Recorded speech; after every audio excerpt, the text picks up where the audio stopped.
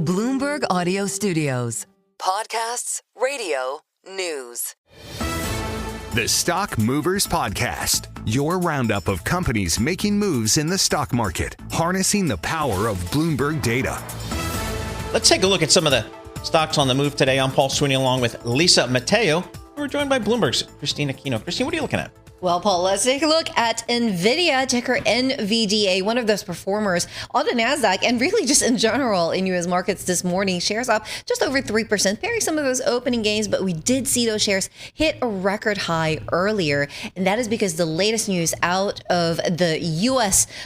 Government space, government officials telling Nvidia that they would greenlight export licenses for its H2O artificial intelligence accelerator, according to a blog post by Nvidia. And so that move would restore its ability to fulfill orders to China, which it had written off as lost due to previous government restrictions. So remember, Nvidia, as a response to those China chip curbs, they actually designed this H2O chip, which is meant to be a less advanced version so that they can comply with those trade curbs. But then the Trump team decided in April that they were going to block H2O sales to China without a U.S. permit. So if that is all getting over and done with, then it's potentially a big boon to Nvidia's desire to enter the Chinese market at this point. All right. And we go from that to bank earnings. Big day for that today. Let's start with Citi. So traders had their best second quarter in 5 years. Is that correct? Absolutely, Lisa. Big day, and such a big boon for Citi as well. So ticker C, Citi shares just up over 1.3% at the moment. And yeah, it is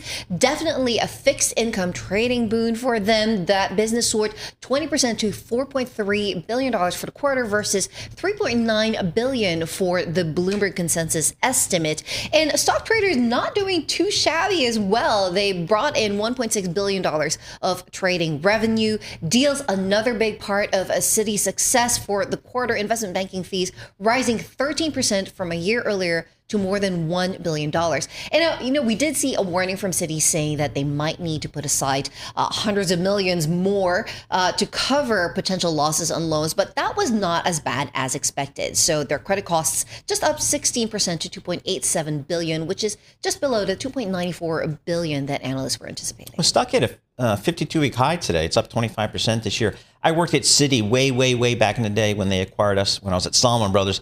When I was at Citi on that platform, I felt like there was no deal I couldn't get. I had the best bankers. I had the best trading desk. I had the best, cash management. I mean, we're the biggest invested everything, but the stock just never kind of got out of its way. But now maybe under Jane Fraser, turning things around. Yeah, definitely looking that way, Paul, for sure. All right, what else?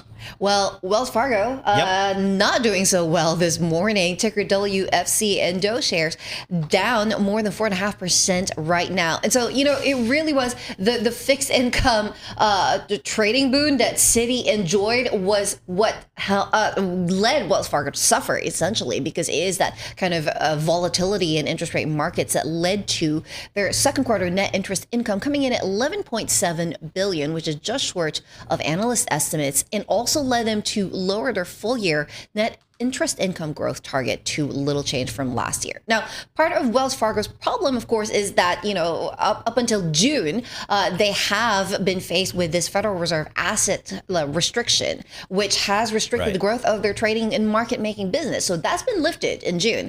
And so Wells Fargo officials now saying that they will aim to leverage their trading business to drive net interest income. So we'll see if that yields dividends as soon as next quarter.